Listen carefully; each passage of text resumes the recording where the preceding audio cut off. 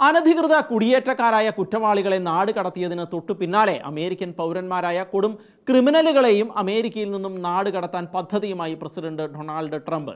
ഹീനമായ കുറ്റകൃത്യങ്ങൾ ചെയ്യുന്നവരെ എൽ സാൽവദോറിലെ കുപ്രസിദ്ധമായ ഇടുങ്ങിയ ജയിലിലേക്ക് മാറ്റാൻ വൈറ്റ് ഹൗസ് ധാരണയിൽ എത്തിയതായാണ് റിപ്പോർട്ടുകൾ.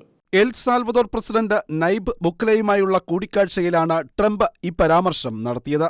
എൽ സാൽവദോർ ഇതിനായി 5 തടവറകൾ കൂടി നിർമ്മിക്കണമെന്നാണ് ട്രംപ് നൈബ് ബുക്കലിനോട് ആവശ്യപ്പെട്ടിരിക്കുന്നത്. എന്നാൽ ഇക്കാര്യത്തിൽ തനിക്ക് തുറന്ന മനസ്സാണെന്ന് ട്രംപ് വ്യക്തമാക്കുന്നു. ഈയൊരു തീരുമാനത്തിൽ എല്ലാവരുടെയും ഭാഗത്തുനിന്ന് ശക്തമായ പിന്തുണയാണ് തനിക്ക് ലഭിക്കുന്നതെന്നും ട്രംപ് പറയുന്നു. ഇതുമായി ബന്ധപ്പെട്ട കാര്യങ്ങൾ അറ്റോർണി ജനറൽ പഠിച്ചുകൊണ്ടിരിക്കുകയാണെന്നും അദ്ദേഹം വ്യക്തമാക്കി. വൈറ്റ് ഹൗസും ട്രംപിന്റെ ഈ തീരുമാനത്തെ സ്ഥിരീകരിച്ചിട്ടുണ്ട്.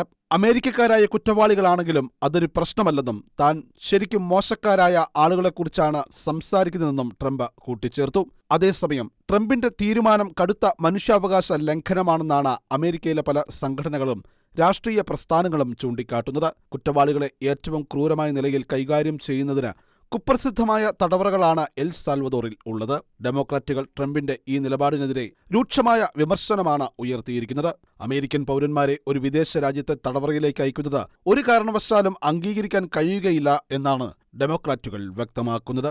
International desk, Shekinah news.